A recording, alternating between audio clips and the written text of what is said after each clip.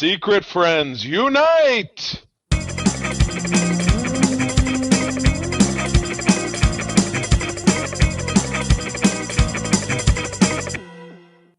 Welcome to the Secret Friends Unite podcast, episode 469. Nice. This is your guide to the geek side, and I am one of your hosts, Todd Oxtra, joined by Charlie Carden. Todd, how could you? You're so wholesome, and I'm the bad boy on the show. Everybody knows that. Nice. Stop biting my shit. No, I'm good. Sunday night, we had an outing yesterday. Us and a bunch of friends at the historic Jackson, Michigan prison. Are you familiar at all? Oh, yeah. Wait, it's historic now? Well, yeah, it was built in 1830. It's the closed? shell. Well, yeah. No, it's a real. We were in the prison yard with all the prisoners. No, it's a prison that was right along the railroad line back in the day. So yeah, from Detroit and other cities in Michigan, they could ship people there. But yeah, now it's pretty much ruins, and the parts of it that are accessible to the public are great for photography. They reopen a new one. Yeah. That was always a punchline. My uncle always liked to say, like, "Hey, where did Charlie go to school? Oh, he went to State, Jackson." Well, Lapeer has a prison too, which it's hidden away. You pass it on the highway, and you're like, "Oh, the prison! Hey, prisoners!" There's a big one in Ionia County too. You go along M21, which runs out of Flint, goes right by it. So, yeah. And we have Orange is the New Black in Shakopee over here because do you really? Prison, but it's like minimum security. Prison? Yeah. Oh, well. I don't know. That sounds like a recipe for shenanigans. But anyway, we had fun at the prison site. It was a pro photographer of mine and his wife, who's a professional photographer. A bunch of our people. It was a Star Wars thing. It was a lot of fun. I got to break up some new outfits, so it was pretty cool. April built these beautiful robes. It was Jedi robes and tunics. It was a cool deal. But that's all the cosplay talk that I'm allowed. That was less than 10 seconds. And I'm going to do a real insertion right now because if you're watching the show, there's a door behind Charlie. Charlie, is that a gateway to the third dimension? Is it a small toilet? Is it a bucket that you use as a toilet? What's behind that door? That is where I lived when I shared this house with my ex-wife. That was my apartment. But now, no, that's actually the sump pump is in there. But sorry to spoil the mystery. It gets its own room. How special! It does.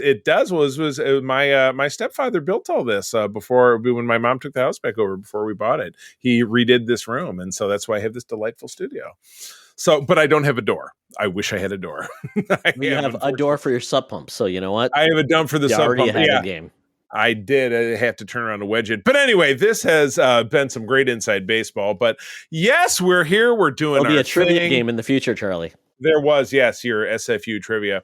But we'd like to kick off every show by taking care of some business and giving homage to the delightful people that make it possible for us to produce all the extra fun content over on our Secret Friends Unite Patreon, which is over at patreon.com/Secret Friends Unite, where you can visit.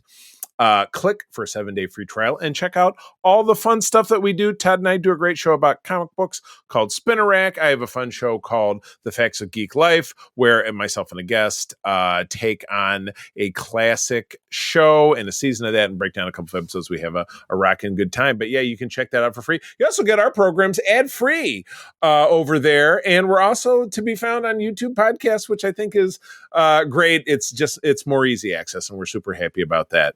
But anyway, our top tier folks, we'd like to give them some love on the Friends with Benefits level. John Sedorf, the awesome Phoenix Sisters cosplay, Mr. Brendan Myers, Corey in HD, and friend of the show, Matthew Keel. Our top tier folks on our BFFs level, the awesome Nias family of the Twin Cities, Sean, Stella, and Henry, and your friend and mine, Missy Merchant, who I'll see this weekend when we're doing a chapter event at a local comic. Very good. I haven't seen her in a long time. Tell them I said I will do that. But anyway, we love you folks. Again, patreon.com/Secret Friends Unite. If you're listening to this and want to see what all the hubbub is about, have a free trial, and then as Arnie says, stick around. Oh, yeah. Well, my goodness. One thing that's not sticking around is the timelessness of this cover that we picked this week.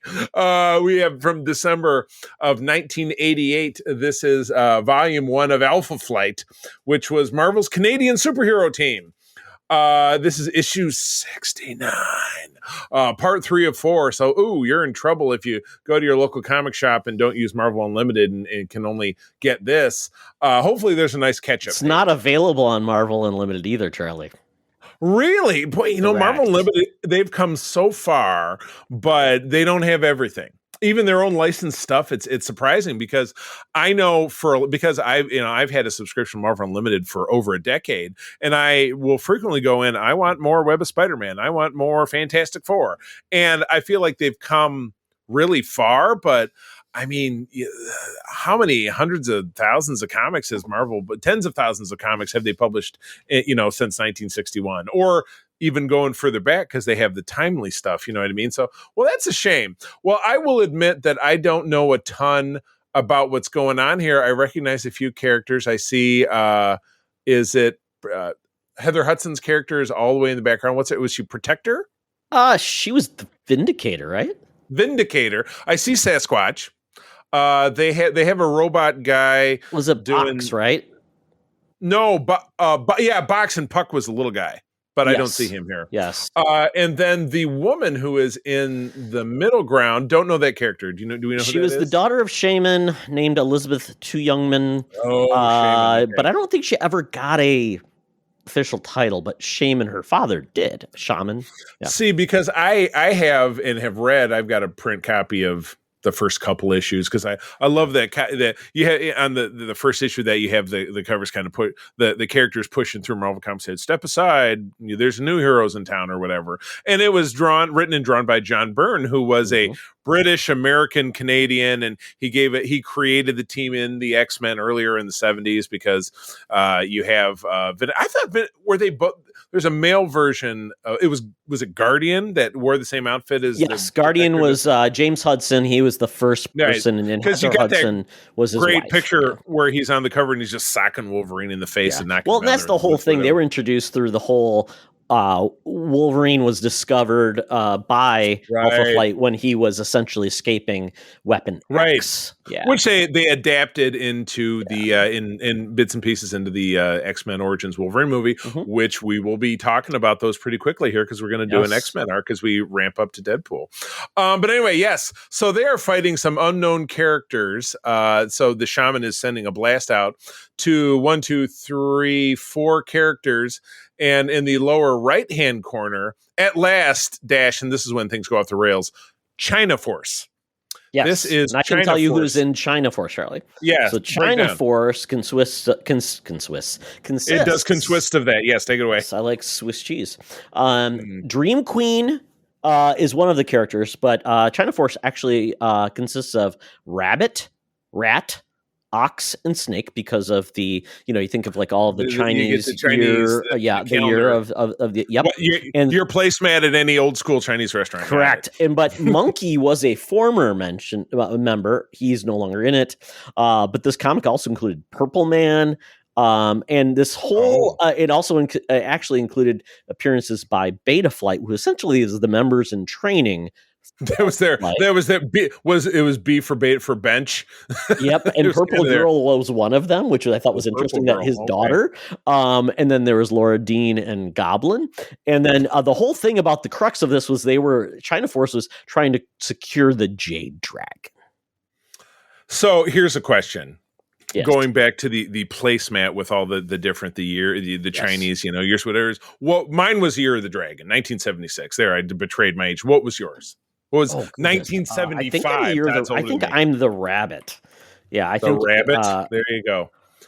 I'm pretty sure I'm the Dragon, but it's been a while since I've been in one of those Chinese restaurants where you have the kind of crinkly white paper and the red print. Rabbit. I am the Rabbit. I thought I was. Yeah. There you go. Well, since you've got that up, what is for the year 1900? What's the year? Because that will tell us the Chinese zodiac for 1000, not 1000, 1900. That is the Year of the Rat.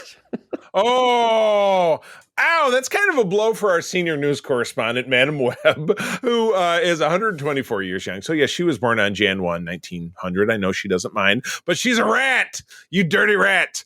And she's down with the rats on the corner of Hollywood and Vine, looking forward to giving us those great news scoops. So let's go check that out.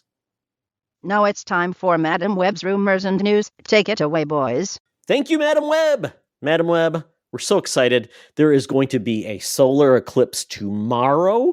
I believe when you were born, that same eclipse happened. They thought the world was going to end. They were going to sacrifice you. But unfortunately, they found you to be, quite honestly, not a suitable sacrifice. It didn't fit the bill. So you can just thank your stars and garters that you were passed over for a much better sacrifice. Not sure who it was. I just say I don't know if that's a good thing or a bad thing, but anyway, yes, we're having a total eclipse tomorrow, which would be yesterday if you're listening to this of the heart. But the question is, that's my question. I was talking to April about this the other day, and I said, babe, where will we be able to see the eclipse? She says it'll be in the sky. In the heart. Okay. Yes, it's right here in my heart. We did get our fake eclipse glasses from Amazon, so we will. We're not in the belt, but it will be occurring over Minnesota, kind of partially. Eclipse, right. We're getting, from I think, noon to 3. Yeah, we're getting apparently 94% of the whatever that is, and it's at 155. Please, folks, don't look directly at the sun, even though don't be former presidents decided that he thought he could do. Right. Oh, well. Yeah, I just remember the clip. Was it back in 2018? He was just doing this, looking. All right. Is it still there? Yes. Yeah. We don't talk about that. Still there. But what we do talk about is the news, Charlie. And this week we got some shuffling of release dates from Disney. Juggling. We can go. Yep. So we can go through this, and this is looking at really 2025 and 2026, even though there's some things from 2024 that are impacted. Right. So first up, Mandu and Grogu is set to hit theaters on Mandu. Yes, Mandu and Grogu set to hit theaters on May 22nd, 2026. So this will be the first Star Wars film since 2019. 7 years of no Star Wars films. I already have it in our calendar, but I still wrote the word tentative after it because I just don't believe it. Until you see a trailer, don't believe the hype, folks. And this is essentially Mandalorian season 4, I think. Right. I think we can count it that way. You could, and it's the culmination of everything that's been happening since 2019 on the small screen in that time period that starts with Mando season 1 and takes us through Ahsoka season 1, of which we will be getting another season, which I'm very excited about. So, so that's in 2026. But then we're jumping back to talk about Tron. Which Todd, where did you land with the Tron film that came out? I love both Tron films. I know they're not for everybody, but I enjoyed both of them heartily. And this is not going to actually be part of those previous two films, so it will be kind of a not a fresh start, but it is going to focus more on some of the different elements of Tron. Which, you know what? Okay. Why not? I mean, it refers to it as a sequel, but whatever. Again, I don't know that I've seen that film again, and that came out in 2008 or 2009. But the original in 1982 was an absolute favorite, and it's one of the real bright spots of something that Disney pulled off in the 80s, because that was kind of a quiet time for them in a lot of ways. Niche film, but garnered every little boy and girl that loved crazy things that you never thought would occur were just entranced, and it was a regular showing when we had bad weather and they got the real projector out and we watched Tron in our school. Oh man. Yeah. This was, sorry for our younger listeners or middle-aged listeners, that was even before they pushed out the big old TV with the VCR. Exactly. The one that had to be strapped down so the TV wouldn't fall off. Moving on, we have... Oh, yeah. Did you just say the date? So Tron will be October 10th, 2025? There you go. So that's one you can actually look forward to for fall of next year. Moving on, Disney is embracing my least favorite trend, which is live-action remakes of an animated program. Did you miss one, Charlie? Did you miss one? No, that was Toy Story 5, June 2026. Did they lump that into? Is that going to be a live action remake? It's right after Tron. They announced, Yes. Oh, gotcha. You know what? And that does not apply to Toy Story. I love Toy Story. They can make a million of them. They're still great. That's just very kind of a special one in my family because that was my daughter's first movie, my stepdaughter. So it was before I knew her. But April had purchased, I think, that cassette 3 or 4 times because it wore out because it was boom, boom, boom. But anyway, all right. Well, jumping forward to the thing I was going to talk about, my least favorite Disney trend is remaking an animated property. But this is, I feel like, the quickest turnaround they've had. Moana came out in 2015-ish, I think. Yeah. And so now they're adapting it into an animated deal, but they're also putting out a second animated one. So I'm really lost in this the thought process here. I mean, clearly it was a successful film, and they're hoping to just keep eyes on it by taking it from 2 different directions. I don't know, man. What do you make of this? So this is the weird one. So originally, this was going to be a Disney Plus original series, and they so much easier to ignore into a movie. So they turned it into an animated film that is coming out now in this fall. That's why it was a surprise. Nobody knew it was happening. Oh, gotcha. It was because basically we did what the Clone Wars, with that Clone Wars movie that came out, which was essentially the first 3 episodes. Right. That's kind of what this is. So that's kind of weird, but they're kind of pushed to get things out of Disney Plus and charge us for them. So the theater is where they're going to go. And then obviously a live action film with The Rock, because he's, he doesn't have anything really coming out anytime soon. So I guess that's why he wanted to, get a new role. And that is essentially playing the old role in the live action film in July 2026. Right. To just keep it all percolating. So let's see here. What else we got? They do mention this is on the cusp of 2023 being very disastrous overall for Disney with movies like Wish. Indiana Jones and the Dial of Destiny. I saw a headline today that they finally tabulated the losses at about 135 million. Yeah. Oh boy, that just it really super burns my heart. But this year it was funny because Todd, we're less than a month away from our summer movie wager, so we really got to start talking about that. I was at dinner after with all the cosplayers afterwards, and I was describing this to them and telling them about our prize of Zizor. But yeah, we've got Deadpool and Wolverine, Kingdom of the Planet of the Apes, Inside and Out, Alien Romulus. And Musafa the Lion King. Mufasa? Yeah. Musafa? Sure, why not? I turned the F into a Z or an S. Yeah, I love this one, Charlie, though. The fact that there's a movie coming out starring this is a weird one. It's starring Amy Adams, and it's a woman fearing she is turning into a dog it's a horror comedy called Night Bitch. Comes out December 6th, 2024. Wasn't that real? Yeah, didn't Adams Will Ferrell had the wasn't that one of his spoofs on 30 Rock? It was that was one of the TV shows on their network. Oh, probably was. I mean, this does really truly sound like something that would be on 30 Rock. It just is awesome. Yeah, oh but I mean, and there's other movies coming out further ahead, but I mean, really, it's going to be lean for Marvel as well as DC this year. So one movie for Marvel. One movie for DC. But you know what? We got Sony and their Spumco to keep us the Spumco excited. Yes, to keep us warm. Well, still talking about Marvel, and again, we're quite a ways out on this, but the thing that is going to, at least in my opinion, save Marvel's collective bacon at the box office is going to be the Fantastic Four, and we're getting that in 26. I don't know. I'd have to scroll down to see the date. Right, July 25, 2025. Oh, that's just a little over a year away. Yeah, because they're going to start filming it this summer. Oh, very good. They have cast Julia Garner, who is Ruth from Ozark. Did you ever make it through Ozark? Have you watched that show? I know it's supposed to be kind of a family Breaking Bad type of movie or TV series, but other than that, Jason Bateman, it's like they're doing are they drug dealers? Is that their thing? Oh, I'm not going to tell you. But anyway, I know they do something shady. Yeah. They're down in the Ozark area, which of course I had no familiarity with. Is that the northern, is that like the Ozarks? Northern Missouri, like the Everglades of Florida, but just further. Yeah, no, L.A. You're kind of your lower Alabama, like where you lived when you served.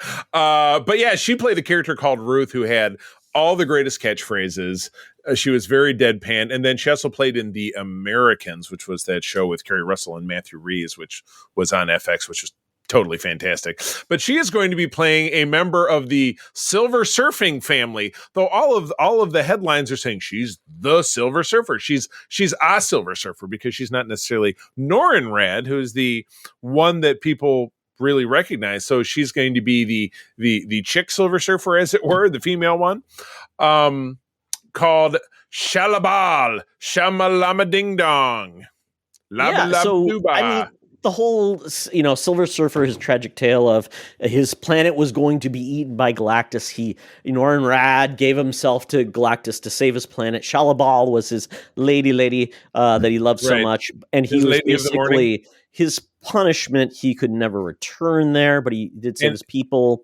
And they gave him a surfboard. Woo! Exactly. Well, in later years, he eventually was able to join Shalabal, and apparently she became, once again, very essentially a female version of Norrin as well, and also became a herald of Galactus. They were like a team, and so she has become the Silver Surfer as well. So this is hitting in the comics, and Charlie, I was going to even say, Marvel just now announced hey, here's 5 comics you should read to get ready for it, and it's very Galactus themed. And they dropped it in Marvel Unlimited as a freebie for people who didn't have Marvel Unlimited. So it had the core, I think it's issues 48, 49, and 50, which is the Silver Surfer Galactus. So that's absolutely where they're going with this. And then a couple of others. So, but Silver Surfer is a character that, and again, has been around since the late 1960s, has had a solo title more than once. And of course, we have our cast of the Fantastic Four, which we know that it's going to be, at least part of it is going to be a period piece. I've heard this being discussed, and there's that transition that they end up in the modern era, but all stuff that we're going to find out. So very exciting. But I do recommend Ozark. It's a great show, but it's one of those you got to watch it with the lights off because it is very dark all the time, which is my least favorite trend in current TV. Is Missouri always dark? It's like the Arctic Circle. No, it's just, they live in, it's like the house that Jason Bateman and his family live in. They never turn the lights on. I don't know. They're drug kingpins, but they don't pay the electric bill. I don't get it. Oh, you do a drug kingpin, Charlie. Oh my goodness. Yeah. Well, in the Fantastic Four film, we still don't have a Galactus. We don't have a Doctor Doom. We don't really have a lot of other people announced in this. And, with the Fantastic Four, I am now hearing that obviously this is we assume this is in a different universe. It's going to be something else. It's not the 616 because people said they looked at the actual landscape and the cityscape. It's not. It doesn't all look like the MCU New York, which makes sense. And if their world in 1960s is modern and our world is not, I think that's kind of cool, and I hope they have some weird sitcoms we see from that era, and it's goofy. It's like those old cartoons where it's the city of the future, cars will fly, absolutely, the car will shave you before you get to work and do all the work. Oh, there you go. Fantastic. So yes, as you said, this will be the film of the summer next year. So, but in the time in between, we still have the reign of Star Wars on the small screen. So we're currently enjoying The Bad Batch, or I am. Todd's not. Our guest Clint last week was also really enjoying it, but we've got that through May 1st. And of course, all the wags are why can't it end on May 4th? I don't get it. Because it airs on a Wednesday. Marketing. Got to be consistent. That's how marketing works. But right when that ends on May the 4th, we are getting a follow-up to 2022's. It's a Saturday? Or is it on the 3rd? That's so weird. Well, May 4th, if it's May 4th, which is that when it's airing? Also, it's also a new comic book day. Yeah, that is a Saturday. But anyway, we're getting a follow-up to 2022's little series of 6 vignettes, that was called Tales of the Jedi. This has a trailer that we got this past week. While we had long been rumored to get a second season of Tales of the Jedi, we get a title card that comes up and the word Jedi gets broken. It says Tales of the Empire. So we're getting a very cool breakdown. We had a 2-minute trailer. featuring the Morgan Elsbeth character, who we saw fleshed out in season 2 of Mandalorian, or introduced to in the season 2 of Mandalorian, and then fully fleshed out as being one of the great Night Sisters of Dathomir throughout the first season of Ahsoka. We do see disgraced Jedi Barriss Offee, who was friend to Ahsoka in the 6th season of the Clone Wars, who ultimately betrayed her and framed her, and then left. I watched that just recently too, and voiced by the absolutely fantastic Meredith Salinger, very big fan. And then what else did we see in this? Those So are is the she big a relative moving of like pieces. J.D. Salinger? I believe there's some kind of connection, but I'd have to look it Think up. so, Sorry. too. She's also the wife of Patton Oswalt, who's my favorite comic. I think that's a weird yeah. Yeah. It's one of those weird. So is it just going to be on these two? So this focus is only going to be on these two characters? I feel like that's what we saw. Now, you do remember last time the focus was on in Tales of Jedi, the focus was on Ahsoka from birth up until basically after the events of Episode 3. And this was, and Yaddle snuck in there, but Count Dooku Come was the other on, big Charlie. character. She finally got her flowers.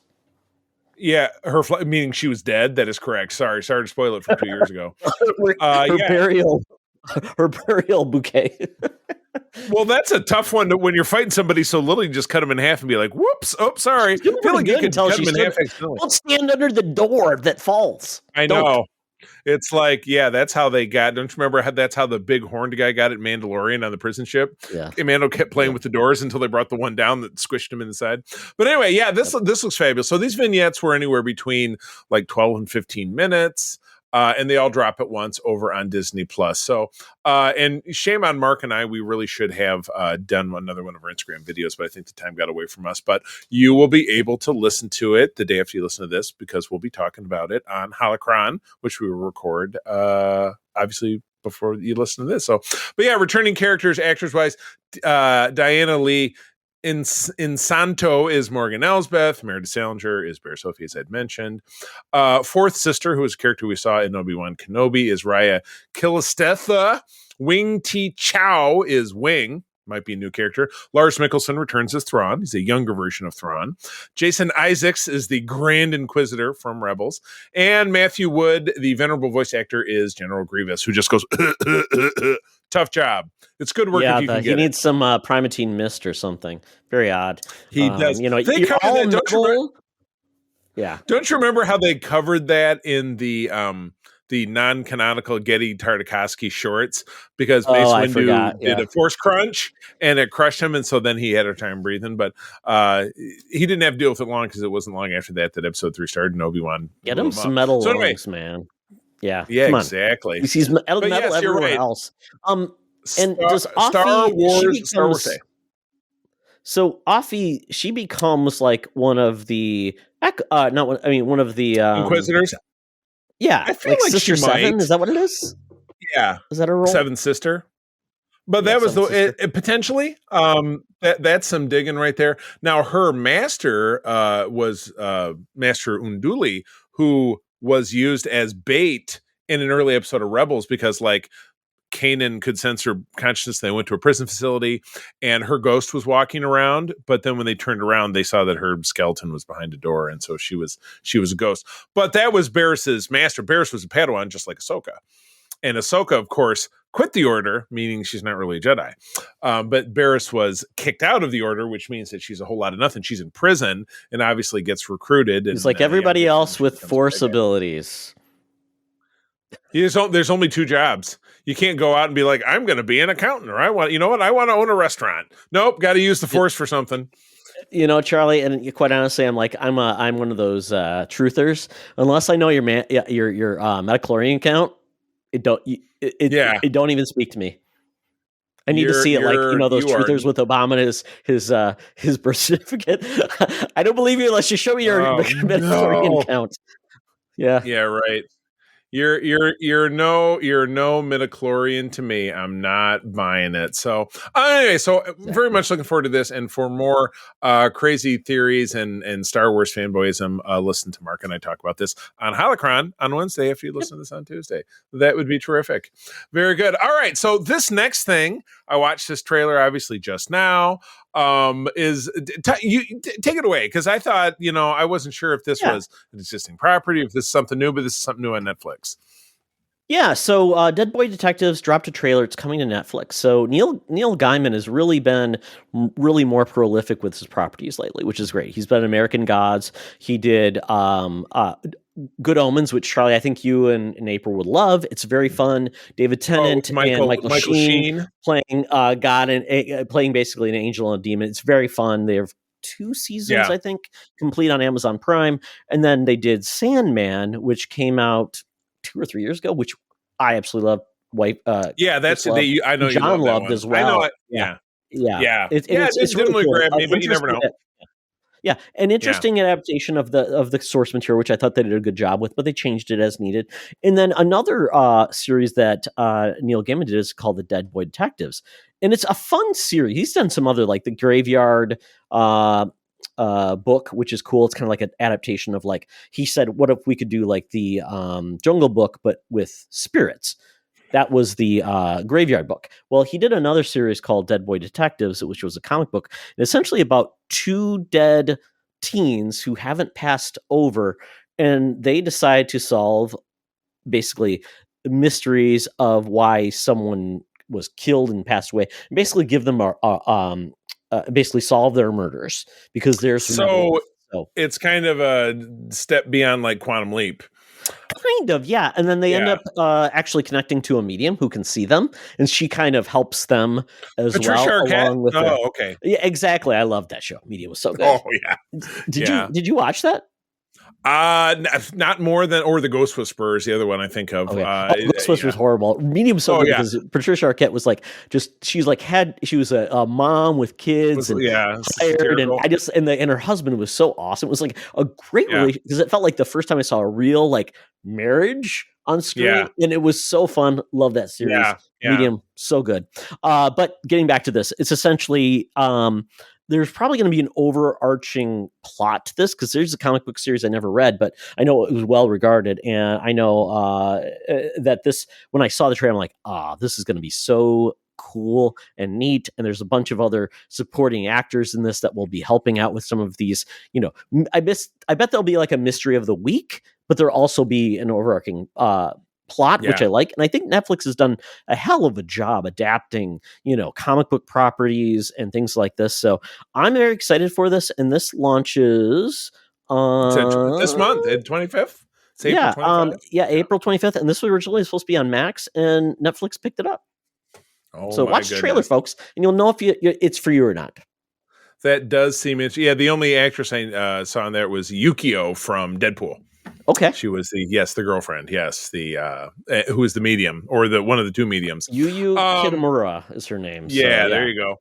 All right, so this kind of blew my mind. So there's now been, and the connection to this, I wouldn't even know how you got a connection from this, but since the character of Winnie the Pooh, if I'm getting this correctly, has become public domain, in so much that like Steamboat Willie is now public domain, but so there's a lot of rules and different stuff attached to it. Now Bambi is attached to that, because this is Charlie. This is very convenient. This is like a minute long clip. So it's technically called a teaser trailer. Is that you open slowly, pulling back in kind of a dark wooded area with a bird that is a dead bird that has been fixed to a tree, and there are 2 guys shooting on it. A black gentleman and a white gentleman with accents. British, I think, right? Yeah, and period clothing. So this is clearly taking place in the past. And the one guy is practicing shooting and doing a crappy job. He's a black guy. And then the British guy said, I shot a deer once. Okay. Exactly. And then it transitions over to a massive deer knocking over an automobile in the modern day, like flipping it over, like scooping it, like this is like a 15-foot long deer scooping up an SUV. In the dark, of course, and flipping it over like a rag doll, and then roaring like Godzilla. And I was like, what the hell are we looking at? And why I didn't read anything about it. Is this a cinematic universe of just monsters, or basically kids properties that are now public domain, so people can just ruin them for Yes, everyone. so Charlie, we're in that domain that is Ruining open space. to Oh my others. Yeah, because God. Bambi came out in like 39, so we are Sure. now in that era of like things becoming open domain, and they're calling it the Twisted Childhood Universe. And so we've already had 2 Pooh films. What So we have the those hell? 2 Pooh Blood and Honey films, where the second one they introduced like Tigger, and so they've branched that out. And it's funny because we are getting this Bambi the Reckoning film, which The Reckoning. I love this. It's coming out on March 26th. Wait, what? Oh, wait, really? Oh, no. Winnie the Pooh came out. Blood and Honey came out March 26th. So these There are you like go. straight to video in the Poohniverse.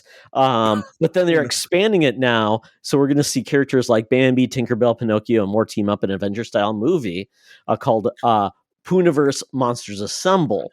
I'll bet the Tinkerbell she'll just be like a Black Widow, just Yeah, I mean, shrinking down and exploding them from the inside. Yeah, it's going to be interesting. Yeah, it goes inside. So make me clap my yeah. wings stabbing a guy. Oh my God. Yeah. And then we are going to get more films, including Peter Pan's Neverland Nightmare and Pinocchio Unstrung. Pinocchio nose up your butt. I mean, I was excited though, because at least this one with the Bambi, and I mean, it did seem like, oh, it's not a guy in a bad suit, but it's a CGI deer. So I'm like, Well, why not? Like I said, it's a bear, or it's bigger than a bear, and then it basically that's what it is. It's a deer that's a bear. It's a deer bear, some kind of mythical creature. Yeah, so, it's not like the first two Pooh movies where it's just a guy in a mask, kinda. Yeah, right. I don't think they're actually bears and tigers. Oh my God. Yeah, but I love this. Make more of these, because you know what? Yeah. Life's short and make money. It's just fun. So when is it we getting this fall? Does this come out probably, or based on this chart, these movies may take like 3 weeks to make. I don't know. Yeah, right. We filmed it in one night. Oh my God! We may have to add one of these to Shocktober, just because Well, we should definitely start with the first one. Oh, you think so? Because we have to follow the canon. Well, and then we'll do one over subsequent years. So one this year, one next year, one the year after that. Charlie, do you really want to sign up for that? Todd, I have an entire Patreon dedicated to terrible films, so that I'm not afraid of anything at all. We'll watch The Room at some point. So okay. Oh, all right. Well, that takes us out of the news. It's time for me to get out that Fuber app, that Feeble Uber app. We've got to get down to the geekies to talk about stuff that we're enjoying, but I always hate it. Or I should always love it when we get into the Fuber and they have the radio playing, because you get great informative advertisements just like this one. Hey, Secret Friends Unite, let me tell you about Zencastr. We use them for our show, and now they're supporting us. Zencastr is now the all-in-one solution making podcasting easy. It's the ultimate web-based podcasting solution. Provides high-quality audio and video podcast production and hosting. With a full suite of professional tools, podcasters can seamlessly record, produce, and publish studio-quality content, all from one dashboard. Being a creator has never been easier. And we chose Zencastr because of the ease of use. High quality output, and it makes it super easy for our guests to come on. We had multiple solutions we tried before, and Zencastr has just been the best fit for us. Why Zencastr? It's now super easy to record a podcast with Zencastr. Log in using your browser and start recording a high-quality podcast right away. Record studio-quality sounds and up to 4K video with your guests. Feel a sense of zen knowing Zencastr's multi-layered backups ensure you always have your recordings in the highest quality, even if the connection is unstable. Have you ever worried what you sound like? Zencastr's post-production process makes you sound buttery smooth. It automatically removes those ums and ahs in your recording. It removes those awkward pauses in conversation too. Set the right podcast loudness and levels while reducing background noise with the click of a button. So if you're interested in making an easy, high-quality podcast just with the click of a browser button, go to Zencastr.com/pricing and use my code SFU1. You'll get 30% off your first month of any Zencastr paid plan. I want you to have the same easy experiences I do for all my podcasting and content needs. It's time to share your story. Now back to the show. Talk nerdy to me. Talk nerdy to me. We're sitting in the Geek Easy, cover band's playing, drinks are poured, and we are ready to get our nerd on. So this week, pretty busy week, but my son was on spring break, so I said, you know, son, you're into this game called Helldivers 2, which it's kind of a cool game, Charlie, but the big premise is it's really, it's taking a lot of its, influence from Starship Troopers. So, which is kind of cool. It's an old Robert Heinlein novel. Oh, yes. It became a film by Joe Esterhaus. And such a great film. We loved it. We were in college, 1997. Oh, yeah, absolutely. And it is a film that is ironic. It's making fun of fascism. It's doing all those things. And I just loved their filmmaking. So I thought, you know what, Logan, let's watch this because I think you will appreciate what the game is trying to do. Because it's aping a lot of those things. It's basically these guys that drop down. They're called Helldiver, Charlie. They go to a planet and they shoot big bugs. And they always talk about like they're doing it for democracy. They say have a cup of liberty, and they do all these like very even the movie looks like some of the. Do you want to learn more in Starship Troopers? So, and I always worry like like late 90s film that was sci-fi genre would it hold up, because a lot of them they don't because of CGI that's bad or something like this. And then like the Ghost of Mars or the triple X in space or whatever. Like the first X-Men film, it's like it's really rough, and we totally get that. The first Spider-Man movies, the first Harry Potter, they all are kind of rough. But when Logan and he truly enjoyed this film a lot, which is great. Yeah. I think he liked it. Yeah. Yeah. And I watched it every so often. I have it on disc and I have it on Fandango, which is probably how you watched it. Yep, I do. Because I own it. So I'm glad you enjoyed it. Yeah, the 4K cut looks really good. It looks really good. Yeah, and again, this was in the era of practical effects, absolutely, for the most part, certainly for the space stuff. And I think they spent their money well. And this was this Universal? Who made this? I can't remember. Good question. No, it was Sony. Sony did. Oh, okay. Yeah. And 1997 was the heyday of Star Trek on TV. So there was a lot of love for military science fiction, kind of in the zeitgeist. It was a big deal. But this was edgy, and Todd, as you always said back in the old days, it had bombs and boobs because you did get to see the life. Charlie, it's bullets, bugs, and boobs. So official. Did you have to cover up Logan's eyes when she took the nope. And I forgot how much boobs there were in this film. So I'm like, oh, okay, that's cool. Although Denise Richards largely no boobs. Avoid that. But who was in this movie? Tina Myers signed up for it and said, hey. Yeah. She did. She was showing off her tater tots, absolutely. Who was great in this movie was Jake Busey, who is of course Gary Busey's son. You had the one like dumb hick guy who was in like a lot of stuff where he got killed, like the big big hoss, And then you had the actor who was Father Gabriel, and he's also Sergeant. Yes, that was the guy. I'm like, I know him. Yeah, he's also Sergeant Carver in The Wire, which I'm going to talk about in a minute here.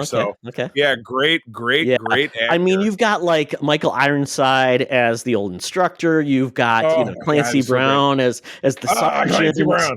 And you had what's his name? Big Jim from the Dome, who was also in Breaking Bad. Breaking Bad as the Major, which is like that is phenomenal. And it was a young heartthrob. What was that one guy's name? The one that was courting Denise Richards. Casper Van Dien. It was Johnny. No. The other guy, the pilot. Oh, and he was like a 90210 guy. Oh, I can't remember. Not Costas Mandelar, but one of those guys. Yeah. Lorenzo Lamas. Exactly, one of those guys that would be like on the 90210 and like, he eventually gets his own spinoff because he becomes a cop. Who's Kelly's new boyfriend? But he was the other pilot guy who kind of steals Denise Richards away. Guy. But this was a who's who, and I remember things were written about it back in the 90s that were like, hey kids, let's have a war movie, and this is basically what it was. But all about like earning your citizenship and going out there, and they everybody they have communal showers, so they're all standing around showering and talking about, hey, why'd you join up? And the one girl was like, well, I want to get a license to have children, and I heard it's a lot easier when you're a citizen. Yeah, exactly. And of course all those people die, so whoops, she didn't get to have the baby because practically everybody dies in this. It's very brutally violent. Yeah. but fun in a way, I guess. The bugs are great. I mean, and it's great appearance by Doogie Howser, Neil Patrick Harris, who right, absolutely. That was kind of a cool, because he was kind of like after Doogie Howser was trying to find his way, what he wanted to do. It was right before Harold and Kumar, where he's like he became like almost like a So I really appreciate what this movie did. It knew what it was doing. It embraced it, and I think the other part was this is a very gruesome film too, where big time. See, like the creatures coming through and like just cutting off heads and the training sequence where Rico fails, but not because he was doing anything wrong really, but because of the where the guy takes the bullet in the head and it's like exactly so there were a lot of decapitatable dummies in this and stuff, so exactly. But one of the things I did point out, I'm like, the bugs still look amazing. I mean, like the fact that they could do that, so many of them coming through, and it didn't look fake, CGI, and it still looks great. So it works well when you do like not humans, and they did some practical effects too, of course. But really great. So these had a couple of low budget sequels, the third of which had Jolene Blaylock, who was T'Pol on Enterprise. It was just absolutely. And I watched it just because she was in it. And it was absolutely dreadful. And there was an animated series, Charlie. It was in the early 2000s called The Roughnecks, and actually was pretty decent. Now the special effects were, it was kind of like Beast Wars, kind of like era effects. But you know what? Considering that was like a animated show, was pretty impressive. Not bad.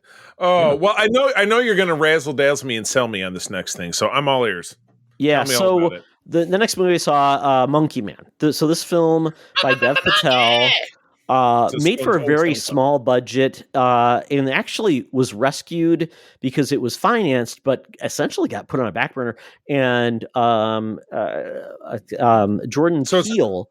So it's a rescue film. It's like rescued it. And he said this film needs to be shown. So Universal ended up picking up the rights for like $10 million, which, considering this, when you hear about this movie's already made almost $10 million. So it's already made its money back. Paid its bills. Nice. Yeah. So Monkey Man is essentially John Wick in India, is the best way to put it. It's about a man who doesn't really even have a name. He's kind of unknown. And wait a second. I thought he was the Monkey Man. He is the Monkey Man, but he goes through it. They give him, he basically has a fake name. So kind of really doesn't have an identity, and you find out why. And this is essentially a revenge movie, similar to John Wick, but it's about a boy who essentially had horrible things happen to him as a child. He's living on the streets and he wants to have revenge. But in the meantime, he's been training, and to make money, he essentially goes into the underground fighting circuit. And the ringmaster behind is Charlton Copley, the guy from Charlton Copley. Yeah, he's exactly. Played, South African guy. Yeah, exactly. So he's like kind of like the fight MC, also runs it, and so Dev Patel wears this monkey mask because that's part of. There's a character in Indian mythology called Hanuman, who essentially is kind of mythological figure. He wears that mask when he fights, and he does it to win money because he was trying to get money to like fund himself. The money monkey man. Got it. Exactly. Yeah. So the fights are brutal, but they're really well done. And along the way, he gets himself into a plot and basically a plan on how to make this work.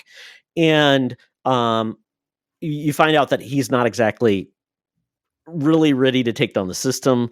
And then it takes a bypass, and it really does a cool thing where it's showing the grunginess of India, because I mean it's a very poor country, and that's a big theme of like the poor versus the rich. And he's essentially saved by this temple that embraces Shiva, and Shiva has two identities of creation and destruction, and it's also a place for transgendered people in India, which I didn't expect to be a storyline in this, but it is very pro and supportive of transgender because it's not a supported, viewpoint in India. It's a very different culture. I work with a lot of folks from our Indian office and in Mumbai, and so I wasn't expecting this. And it was beautiful how they embraced it. and then they were part of the story. So I don't want to give any more away of this. I think the fight scenes were amazing in this. Obviously, there's a little. You have to have a faith or a leap of faith in this, because after you would have a fight, he had like no bruises on his face. After like really, He was a mutant, if like it was Wolverine. me, I get a bruise if I rub my eye the wrong way these days. Being old means you like wake up with a bad back because you sneezed wrong. But yeah, I thought Dev Patel, a kid that was in like The Life of Pi and all these movies, Slumdog Millionaire. Yeah. I mean, he's come a long way in the fact that he directed this, did all the cinematography, and really, it's a great movie if you enjoy like a revenge tale, but also like great fight cinematography. And if you're interested in like India and what it looks like now, revenge fighting, I really enjoyed it, but it's not for everybody. Totally get that. That's cool. Good deal. All right. Well, jointly, and again, I watched this a month ago, is that Star Trek Discovery is back. They dropped 2 episodes this past Thursday. We're going to be taking that in extreme detail on Code 47, which we'll record later this week, and it'll be out on Monday the 15th. But Ted, you watched the first episode, correct? No, actually, I watched both. The first. Oh, you did watch both. There you go. I snuck it in because I wasn't sure if I was going to be able to finish. That was when I was a little delayed today. I had watched almost all the second episode, and I'm like, oh, I need to finish that. So, but I did. And Charlie, it was like kind of a tale of two cities for myself. Discovery has always been about story arcs, so you kind of get introduced where it's going, and you get some character development, but essentially you are going in one place. It's not at all like Strange New Worlds where you have set stories in each episode. So it either lives or dies because of that. So what I like about the season, it does feel like this is a wild adventure. It doesn't feel like it's the end of the world. Like, oh my God, we've got to get the Red Angel or we're going to die. That was it was a Red Angel in season 2, which is how they ended up in the future. And then it was the burn. Yeah. And then it was the OMC or whatever the hell it was last season. That it was everything, the DNC or something that was, eating the universe. And so, this is different. So, I think we should probably keep the spoiler free. Yeah, it feels like there is a treasure to get. This feels like it's treasure hunt. It's treasure hunting, but it actually ties back to a really obscure plot line from one of the latter seasons of TNG. I thought it was early. No. It had to do with Picard and his archaeology professor from the past had found this thing, and then the guy gets killed off, and Picard takes over the mission. I'll have to watch that episode again because I'm not up to speed on it. The Chase is the name of the episode from season 6. I will check that out. Great episode, self-contained. So it's 47 minutes, and you'll be in good shape. Okay, cool. But what I wanted to say too is, one of the things I disliked about the first episode, but I think they course corrected by the end of the second episode, was I am really done with the whole book and the whole relationship. I'm so tired of that. I'm so tired of it being like it's her relationship with Book is more important than anything else in the world. And I thought we were done with that. And it comes back. I'm like, really? That's the only person in the damn universe that everybody knows that he's the only dude. Yeah. Which is really? And I feel similarly. I don't really care for the Adira character or the relationship with Ian Alexander's character, who is the Trill. Couldn't care less. But because I just don't enjoy the characters. And it's just the plot line. They're a little flat. They're a little flat. And Ian Alexander, I'm sorry, is just not really an actor that really blows me away. And they're not and again, I've seen the first 4 episodes. I'm going to rewatch 1 and 2 this week because we're going to record on it this week. So I've not seen it for about a month, but they do delve into the relationship between those two, and I just can't make myself care. Oh, so I know that because they do go at the end of episode 2, like, oh, we're doing this. I'm like, okay. And once I heard that, I'm like, oh, are we gonna go back to the least interesting character of this show? I'm glad I'm not the only, and I think it could be an age gap thing with me because we're talking about 2 characters that very clearly represent the transgender community. That's great. Trek is all about representation, but I think for viewers like Todd, myself, or even, Peter or, Aaron, I don't want to speak for all of my co-hosts on Code 47. It's not something that resonates with me, but it's great that it resonates with someone. But I'm also glad that it's not like, let's drag this out and make it a whole big old dealio. Correct. Yeah. I mean, and it's not what the characters represent. It's the fact those characters I feel have no edge. They're like very flat. Like I said, they don't like resonate like some type of emotion. It just feels like they're vanilla or bland. It's like it was a character, Tara in Buffy was like that. I mean, I loved Willow. She was passionate. She was goofy. And then the person they paired her up with, I felt was milquetoast. I'm like, it's not that I didn't like the relationship. I'm like, you look at all the other actors. First of all, they do a lot of emphasis trying to pack on the other bridge characters, and they did a lot of that last season. We're like, well, I really done like any of that so-and-so. this season, though. And that's in bits and pieces. We got a great new character, a captain played by Kellen Rennie, who we know from Battlestar Galactica. He was Leoben the Cylon. Forgetting the name of the captain's character, I'll remember it once I rewatch. But he's Raynor. There you go. He's absolutely fantastic. But I mean, again, you got a great actor, and he's going to be a pivotal part of the season. Well, he's a foil. He's got edge. Yeah, you need conflict between these characters. Can't be all lovey-dovey emotion, and I'm going to hug it out. And that was always the big parallel between TNG and DS9, because the TNG characters all very homogenous. They were all Starfleet. Everybody got along. Where on DS9, you had factions, and you had one guy who was a bartender, and he was a scumbag, and then you had the lawman who hated authority, and then you had a couple Starfleet people and a couple Bajoran people, and there was conflict. But you're right. It's great that there's representation. I'm not trying to put that down with the Dira and Ian Alexander's character, who's so bland that I can't remember the name of the character. Gray. But Gray. Thank you. Boy, you're doing a better job than me. I just really don't care for it. Gray's haircut. I at the first thing I'm like, Gray's haircut. I mean, come on. I'm a man with no hair. If you can grow hair, have a good haircut is all. Yeah, don't cut your hair with garden shears. Don't waste that opportunity, because at this point, I want to grow a faux hawk. I want to do all these cool things. I want dreadlocks, and I can't do any of it unless I get a wig. I'm happy about what I still have. But anyway, we are very grateful to have the support of CBS in providing screeners to our network to watch them, although I'm the one who watches them. So I'm very grateful. Thank you very much. I do think it was. I was going to say one last thing. When Saru mentions, this should be your number one, and when they said that, I almost puked. And I'm glad we got what we got, because at this point, I felt like Saru was going to be like Danny Glover. I'm too old for this shit. One last day, I'm like, if they fucking kill Saru, I'm going to be so damn pissed. And we're going to see someone cry her heart out a million times, and I can't take any more tears from that character. I can't. I'm all teared out.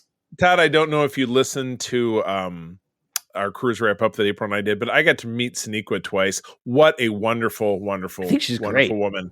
She was so kind. And both times when I met her, she was literally walking past our cabin door. I opened the door, and there she was walking by. It was so random. Charlie. Yeah, that was it. And then I caught her the second time walking by as we were all leaving the Somebody should give her a box of Kleenex and say, you might need this. That's what I handed to her. No, I'm just kidding. All right. Well, hey, let me blast through this right quick.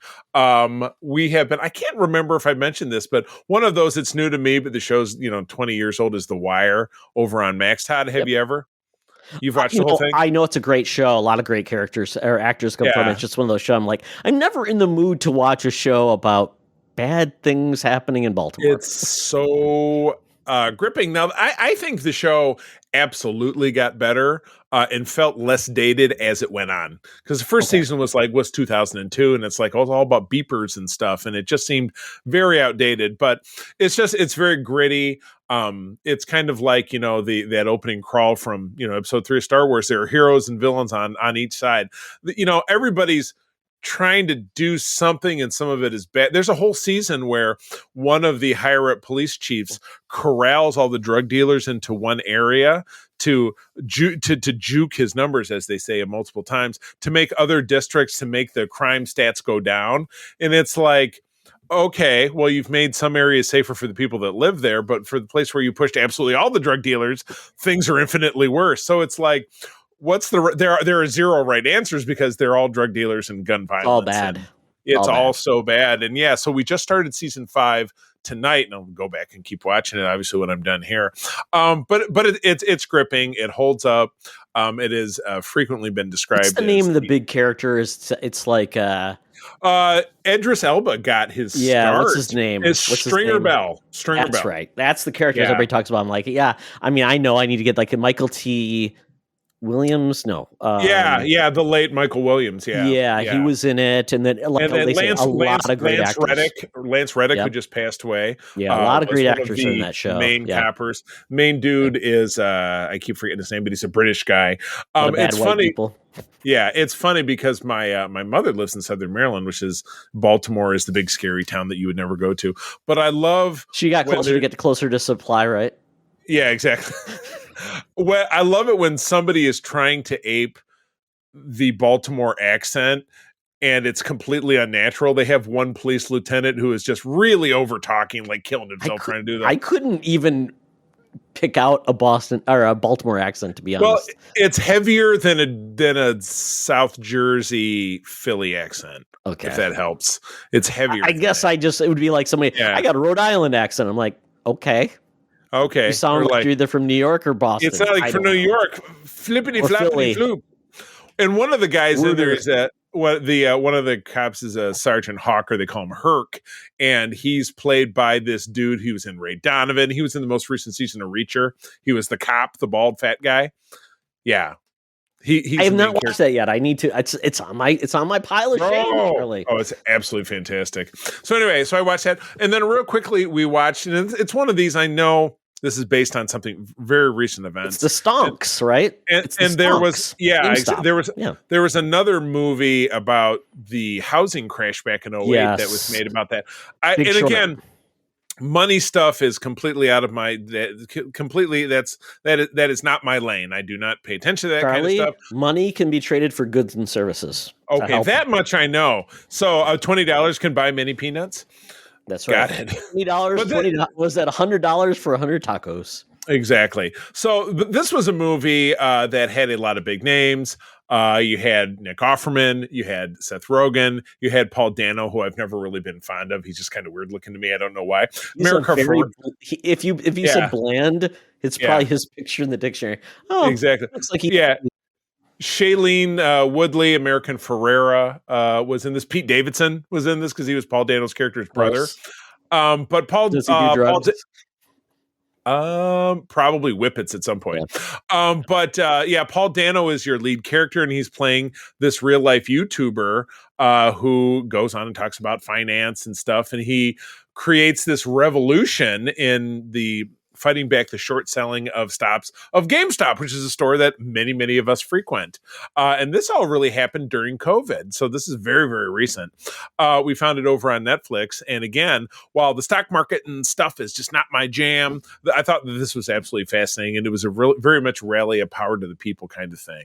Yep. So I enjoyed it, and I would highly recommend it. It's, it's a lean 90 minutes. Actually, it might be a little bit longer. I think it's like $1.45. But it's worth the time, and you should enjoy it. And in the end, do the good guys win? I mean, it's real life, so the good guys never win. But hey, You would hope that.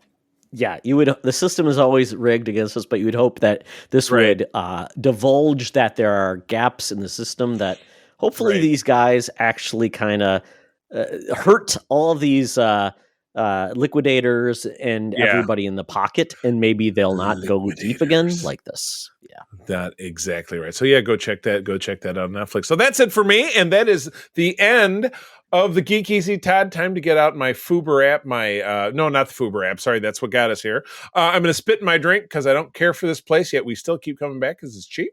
But I got to get out that Air Qantas app. Time to get down to the land down under. Tina, hologram Tina, R.I.P., and the mutants do await for us. We have a game for them this week.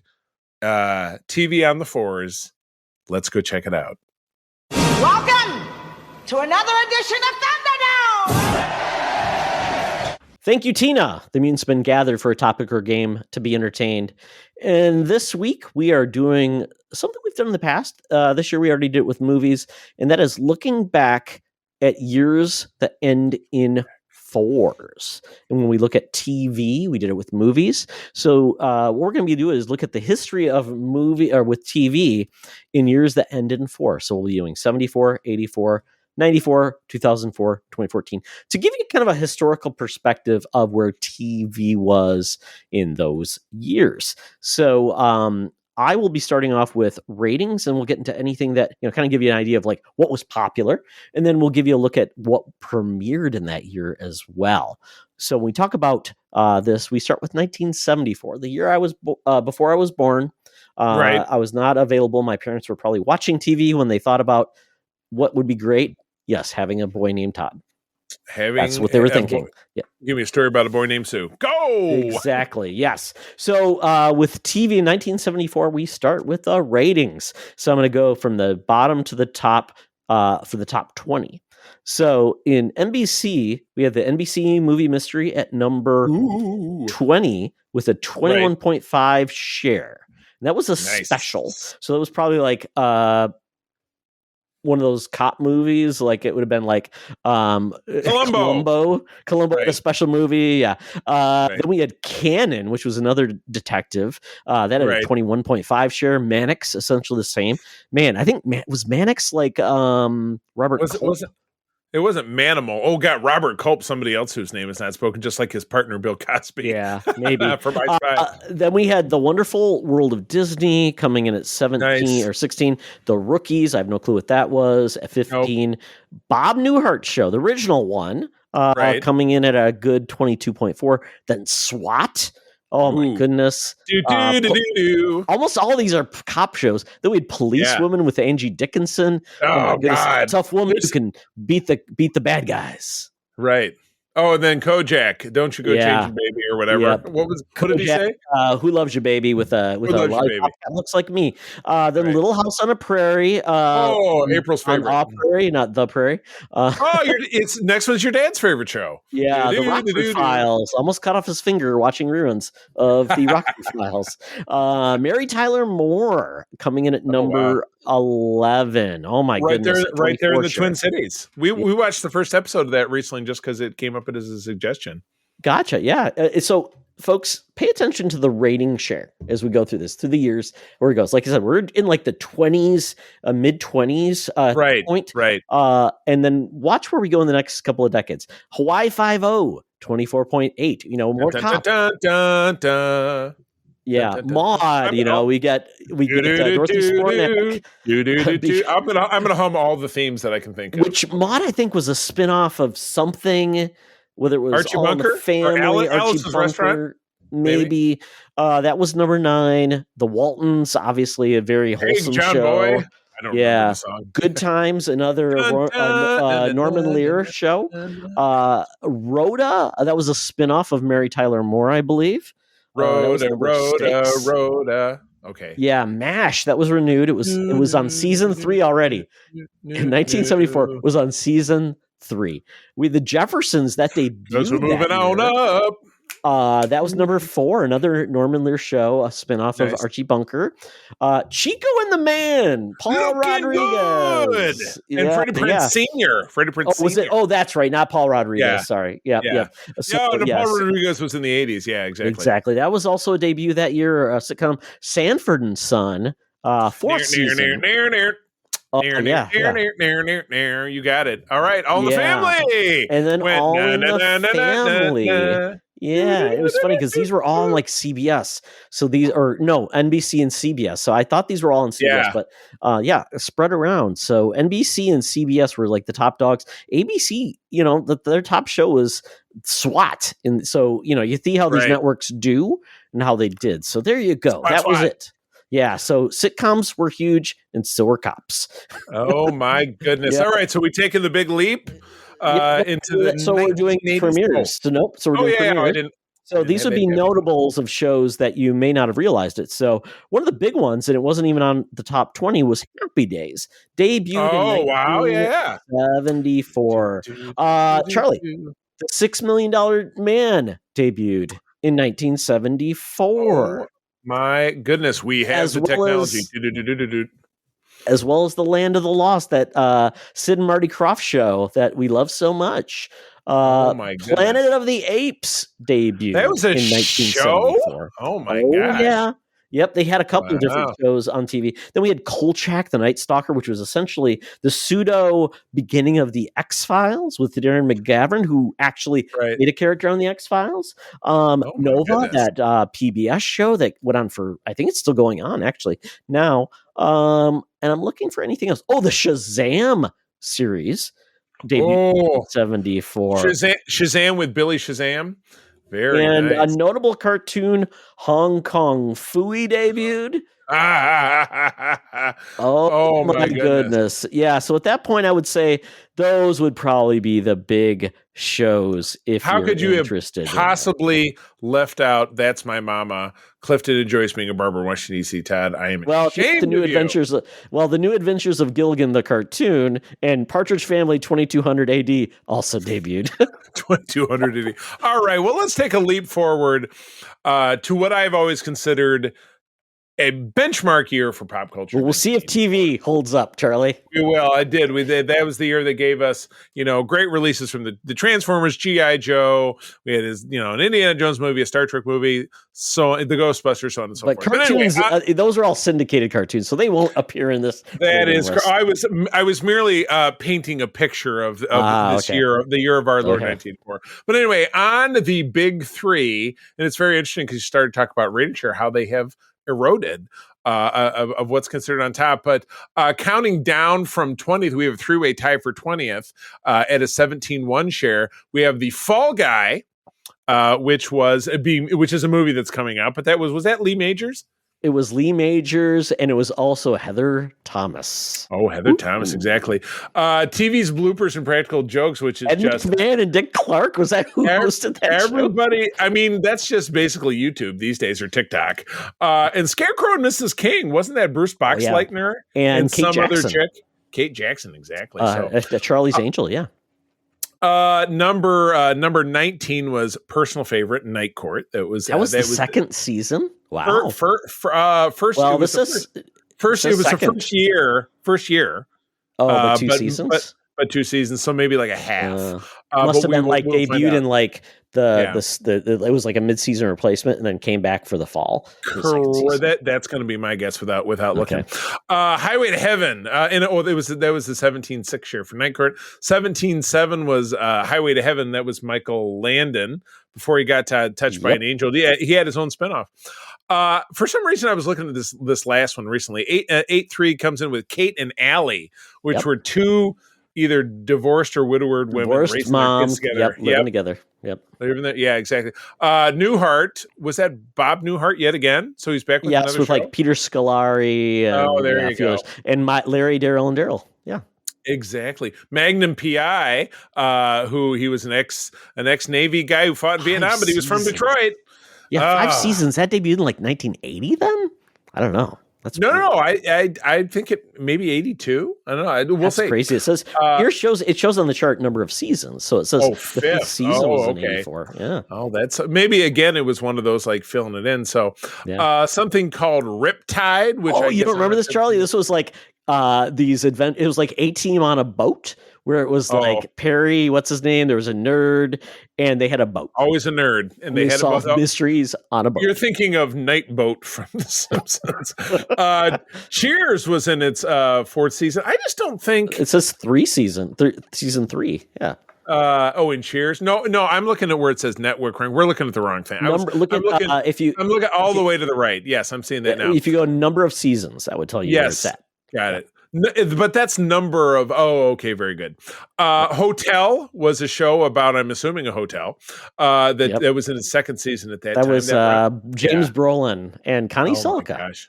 Yes. That rounds out the top 20. A show on CBS called Crazy Like a Fox is number 10, bringing a 19.9 share. Falcon Crest and Knots Landing are 10 and 11. So that is 2 nighttime soaps. Oh my God. And then Murder, She Wrote, which was not related to, what was I trying to tell you? I thought Angela Lansbury was the same Lansbury that did like the Poirot novels. That was really good. Agatha Christie. Oh, Agatha Christie. There we go. Yeah. I swear. I swear there's a connection. Simon and Simon, that was two brothers. Were these two brothers that were stunt guys? And one of them was Major Dad? One was Major Dad. I can't remember. One of them was just some dude. Blonde Of course, dude, yeah. Yeah, very famously, as we're getting into the latter half of the top 10, we have the A-Team. Great show, benchmark of our childhood. 4 Vietnam vets on the run as soldiers of fortune. Family Ties, great show. We watched the entirety of it within the last couple of years. So the thing that launched Michael J. Fox into stardom. 60 Minutes. 60 Minutes is still ongoing, isn't it? It's been around for 50-something years. Yeah. It hasn't stopped. Click, click, click. We'll skip this next one. No, it was The Cosby Show, and it was very early. This might have been the first. Yeah, this was its first season, which went on to become one of the most popular programs of all time. One of my favorites that Todd loves to make fun of is Dallas at number 2. This was season 7, and it ran for 11 years. So this was this was way after Who Shot JR. I think that was more in 1980. Charlie, that's why you love Yellowstone. It truly You're is. right. It's just Dallas further north. And then number 1 was Dynasty, and that was Joan Collins. And who was the other chick? Alexis. Robert Forsyth. It was Linda Evans. And then they brought in like Diane Carroll. They brought in Heather Locklear was in that show. Right. And, oh, my God. Yeah. Oh, no. All right. And then premieres for this year. I'll blast through this year because it's a lot of the same stuff and some of the stuff we touched upon. Night Court did premiere this year. Charles in Charge, my namesake of an actor who I used to respect, which was Scott Baio. No longer. I will say Charles in Charge, one of those shows, like it was in network and then it went to syndication, which was very simple. Right. And I like the first version better because it had like 2 brothers and 1 sister. So much better. Flipped it. And then they flipped it and they like brought these. Nicole Eggert came on. It just became very generic. Yeah, exactly. Murder, She Wrote did drop that year for the last time with Agatha Christie and Poirot. Yes. This was the first year of Who's the Boss and Miami Vice. 2 very big shows of the 80s. We mentioned The Cosby. the miniseries, which has been talked about by myself and Brian Cole over on Huge our Patreon. Event. Yep. Yeah. Oh my God, Thomas the Tank Engine. Oh, that one touches my heart because that's my kids. Love that. Hunter, Charlie. My dad loved Hunter so much. What did he always say? Would he say works for me? Wasn't that his catchphrase? Works for me. Or something. You know what? I don't even know. Hunter was like the generic like Dirty Harry. I don't know. Fred Dreyer is a football player. Yeah. We have the new Mike Hammer. My grandfather must have loved this. Oh yeah, Mickey Spillane and Airwolf, which was another great one. Kate and Allie, which we talked about. A-Team on a helicopter. Exactly, and then Punky Brewster, which was set in Chicago. Exactly. Oh, we did get the Transformers. They do note that. Yep. Kids Incorporated. Did you ever watch that show? I love that show. That is a huge favorite of my wife's. She talks about it all the time. All the time. Voltron. Yes. Let's see here. There was a version of ER that was called E/R. Oh, the comedy that had George Clooney on it. Yeah. Oh boy, he couldn't get Muppet Babies came out this year. Remember that show? It had Jason Bateman in it. He was the kid who was causing all the troubles. Oh my God! As I said, Muppet Babies came out this year. Yes, exactly. Yep. And then we're kind of getting down. So anyway, we'll call it good at that, unless you see Snorks. So Saturday morning cartoons, which are big for us. Thunder, the spin-off of the movie. With Bubba Smith and kind of crazy. Rainbow Bright. Wow. Wild. All right. So that's 84. All right. Take us into the 1994, the year I graduated from high school. Okay, 1994. We're going to ratings first. Here we go. Start at number 20. And once again, I mean, we started off with like things being in the 20s. Now we're starting off at number 20. Dave's World is 13.2. That was the Dave Barry with Harry Anderson playing the main role.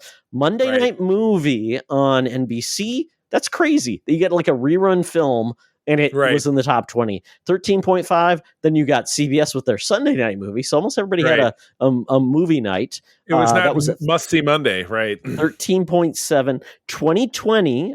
This is now This is season 7 of 2020. I was thinking 60 Yeah. minutes. So that was a big show. 14 share. Then Murphy Brown. This is season 7. Wow, still around. 14.1 share. Frasier got this is season 2 of Frasier. 14.3. And Charlie, we get to a show called Hope and Gloria. I have no clue what this is. Sounds familiar, but it'll probably be in the other window we open. Yeah, I couldn't tell. Yeah, so that got it was also on NBC. First season, it was renewed. Ellen, season 2, 14.7, before she came out. She's still in the closet. That happened in 97, I think. Exactly. So. Then we had Mad Men of the People. I think this was like a Dabney Coleman show. It was canceled first season, but it was a top 11 show, Charlie, and was canceled. That's insane. Ouch. These numbers would be like, this would be like the number one show in ever. its first season. Yeah. You had it says Mad About You for this next one, but Thursday night only. So it had a rerun night. Did it move to Thursday? Maybe this was season 3. I'm trying to scroll down and see. Is that must see? Is that must see TV or what era was? Well, that? this was before Friends. Friends came out in 95-ish, I think. So. No, this is the first year of Friends. If you go further up, you'll see. Is it further up or further down? Oh, very good. Oh, okay. Yeah, you're right. So Mad About You is that like NBC comedy block, 15.2 million or 15.2 share. Murder, She Wrote, still strong on season 11, top 10 show. 15.6. Roseanne in season 7. Tied with Roseanne. Yeah, still going. 15.6. And that show, The Connors, is still on, isn't it? Oh, I know. Without Roseanne. Like, I think Roseanne was only on one season of that. Yeah, she like 6 seasons later. Yeah. She got herself canceled, but people still want to watch it. It's crazy. Yep. Friends, first season at 16.1. NYPD Blue, where you could see Sipowicz' butt. And then Mark Gosselaar became critically acclaimed. That was season 2 of that show before Jimmy Smits came on. That was like kind of one of those mature rated shows that was shown late at night. 16.5 share. Right. 60 Minutes, season 22, still top 5 or top 6. 17.1. Monday Night Football. Football becomes a huge thing as we'll see going forward. 17.8. Grace Under Fire, man, talk about her. She had a lot of problems. Yeah, she's not really part of anything. Blair something or other. I thought her name was Grace. I don't even know. Blair Butler, that was her name. That was the era of like comedians getting sitcoms, and they just that'll last for a season. Yeah, exactly. Which that was number 4. Home Improvement, going at number 3 at 19.9 share, season 4. ER. Tim Allen from Michigan, yeah. ER, first season. That show went on for like 25 seasons, I think. Sure maybe did. Less. 20 share. Yeah, a little less, yeah. Yeah, and then Seinfeld coming at 20.5.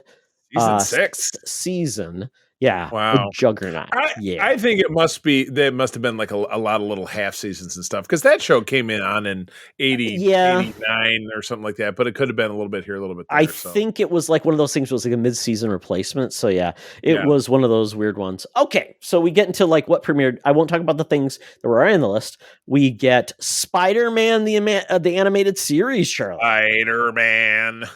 We have My So-Called Life, one of April's absolute favorites. One season, yeah. Exactly. Then we get Touched by an Angel, which, it was part of the CBS Jesus Squad with Texas Ranger. That thing, kicking ass and saving souls. Party of Five on Fox. Yeah, launched 3 of the most attractive women on TV.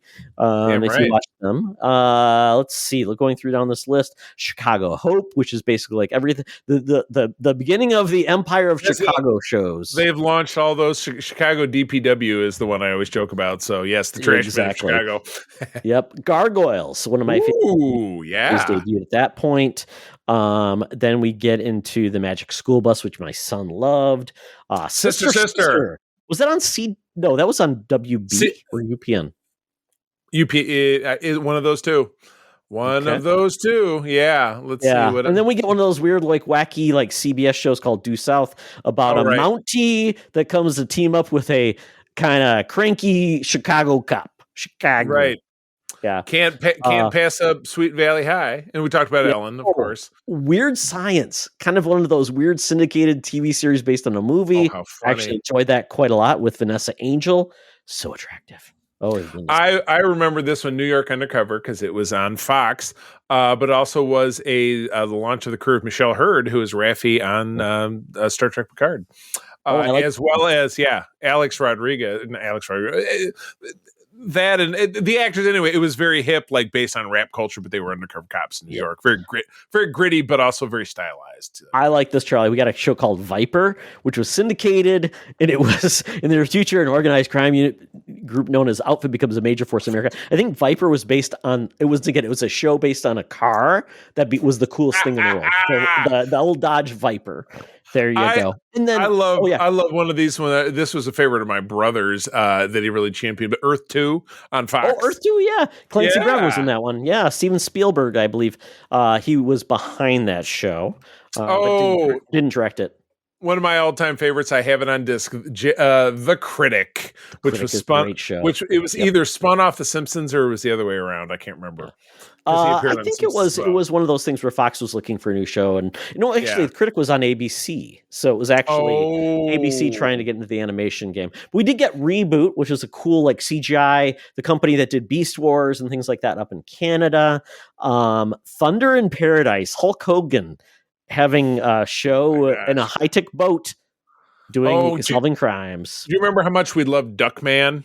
Duckman was so good. I love that. Jason Alexander on USA. Yeah. We got a Fantastic Four and an Iron Man this year, though I don't think either one of them were they both lasted a couple of years. Yeah. No, but The Tick was a show on Fox Animation I absolutely loved. Great show. I remember watching this one in the summer of '95. It was Models Inc. And actually, there was a cop played by Robert Beltran before Voyager came on. He was Chakotay. But it was that was one of the first vehicles of Carrie-Anne Moss, who is now going to be in the Star Wars universe in just a month here. So very exciting stuff. We're back to 2004, Charlie. Let's do it. All right. 2004. I was a fully grown adult out there in the world doing some stuff.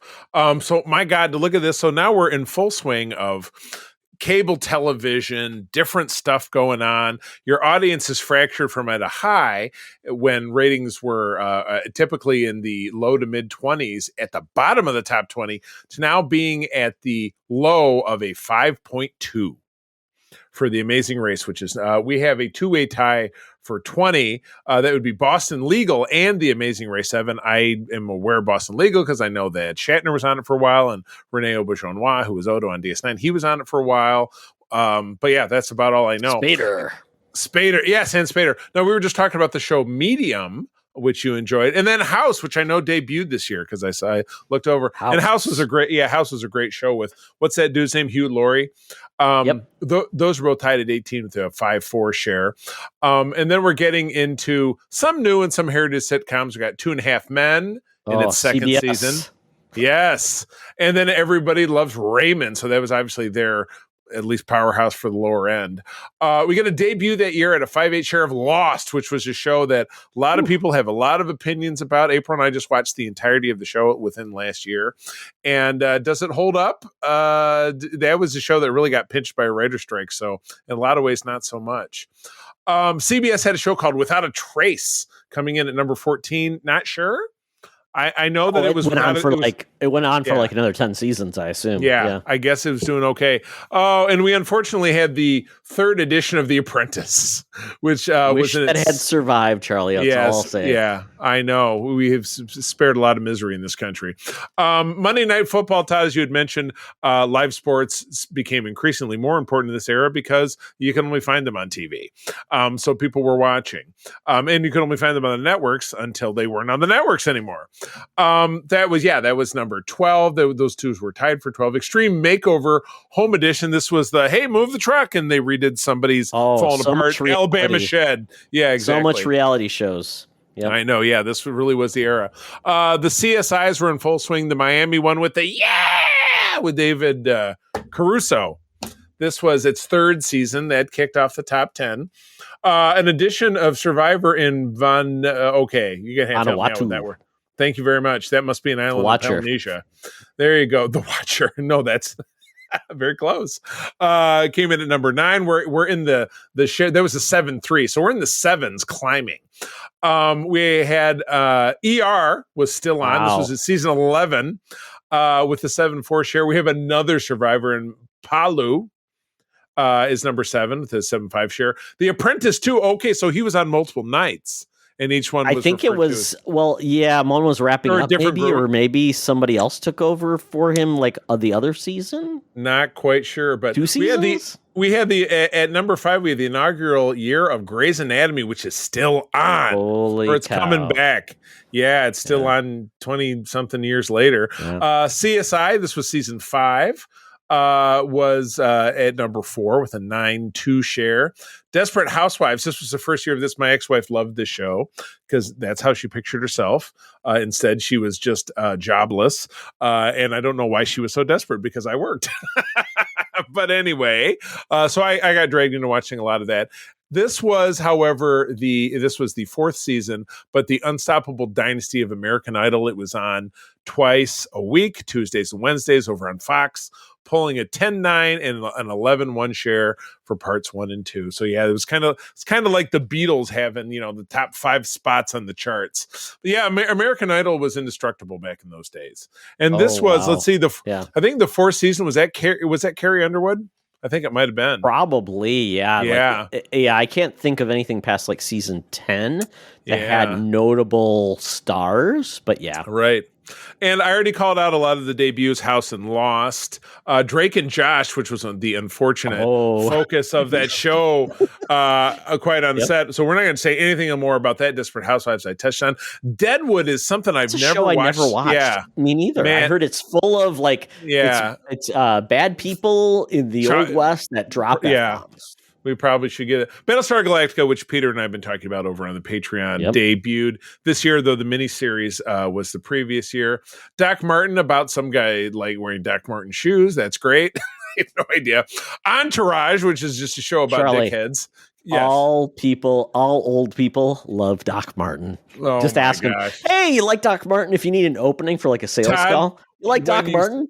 When you say old people, you know who loves Doc Martin? Gen Xers like us. So just be careful. Well, no, my in-laws and my mother. Oh my god! All love I Doc Martin. I thought that was a big one for Veronica Mars, which was a great show that I've heard so good, and I think I've only watched 2 episodes of it. I feel like we've seen some, or if not, one of the Stargates came on this year, the Atlantis show.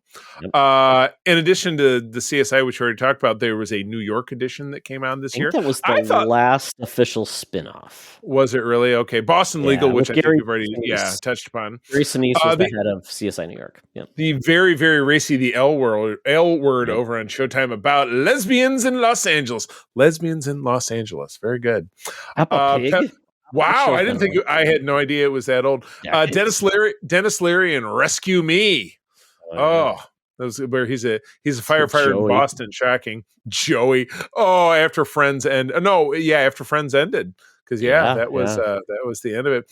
We had the Justice League Unlimited, very well respected. Great series, yeah. And the Batman, yep. Yeah. That was on Kids CW, I think. Or Kids Corner Gas, I think that's a Canadian show, but it does sound familiar. Ghost Hunters, the first year of this. Favorite my wife. Yeah.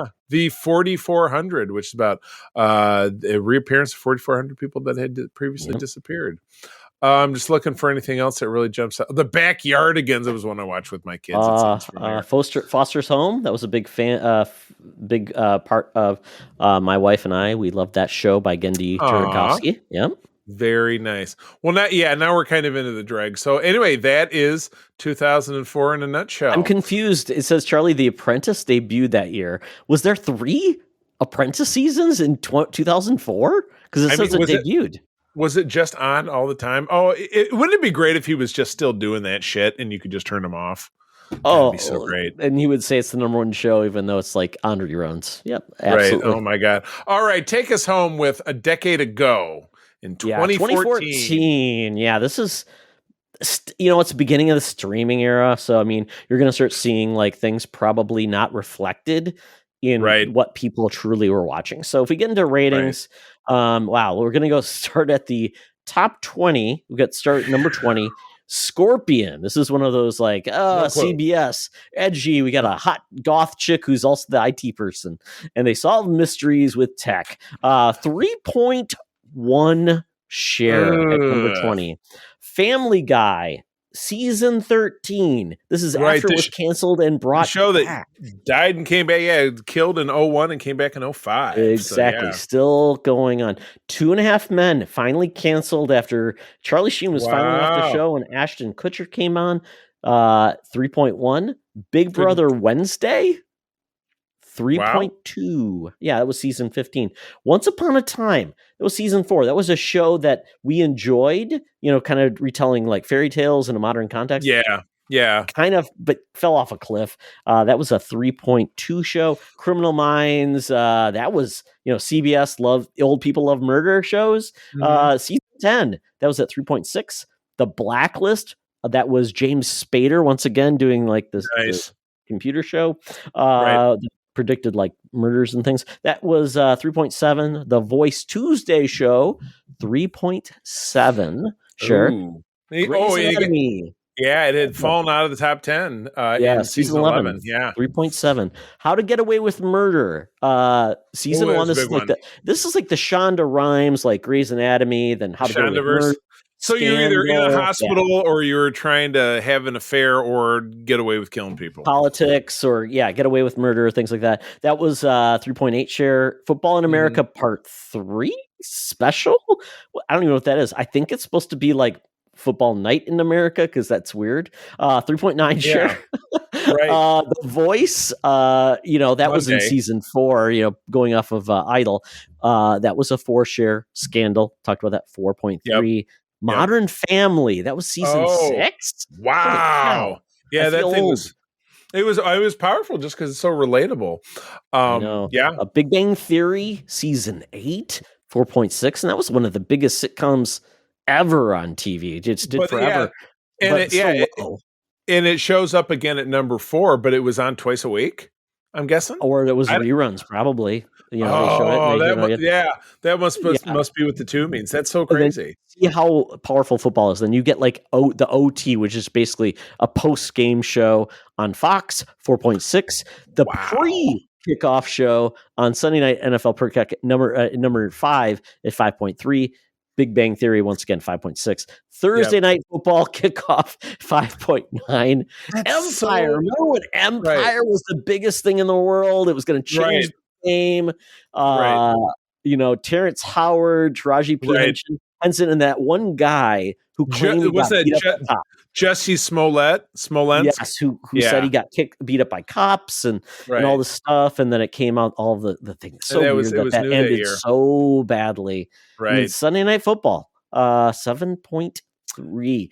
It's so telling that just like what we were saying in the in 2004, that the thing that really matters at all, even just looking at a decade ago, is live sports, because that's where you can find it. Where everything is video on demand now, and it was really starting to come into shape here, and now it's all the way gone. So. Yeah, I looked down further down the list, Charlie, just to give you an example of like a show that you thought would have been huge.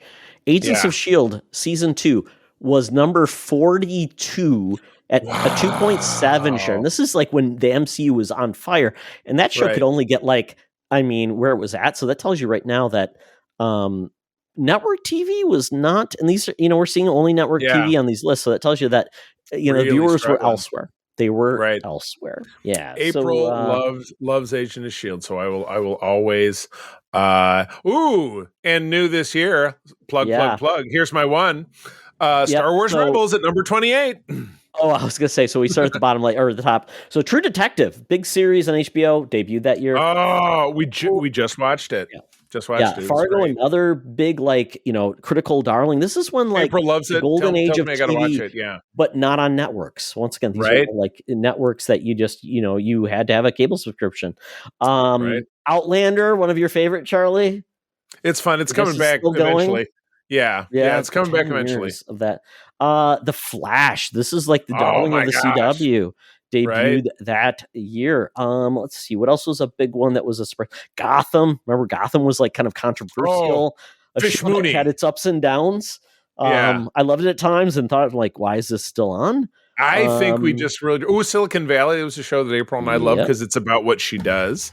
There's Scorpion, which we were trying to figure it out. Yeah, Goth Girl and it's tech. Yep. Penny Dreadful, a really cool show on Showtime, which I thought was really interesting. It was like The Extraordinary Gentleman, but done well. And you got to see What's Her Face Naked, which worked for me. Yeah, you already mentioned Star Wars Rebels. Last week Tonight with John Oliver. How is that? 10 years old. And he's still other than that, I'm looking at anything else that was a huge surprise. Blackish. I remember that became a huge cultural phenomenon. Definitely loved it. Yeah. Other than that, that was kind of it. Broad City over on Comedy Central. I thought that one was fun. Well, that's a wrap then, huh? We've this is fun. I like this. So we did movies and we've done TV. We did toys. You usually do a toy, toys of those eras. So that will be for the future. But well, good. That'll be a future episode. Yeah. Funzo Dunzo. Well, good deal. Well, that's a wrap, friends. As always, thank you for joining us. Todd, where do people find you out there? They can find me on Threads at Toxtra, at Secret Friends Unite, and still on the Twitters at Secret Friends U and at Toxtra. Once again, check out our Discord, check out secretfriendsunite.com, and check out patreon.com/secretfriendsunite. There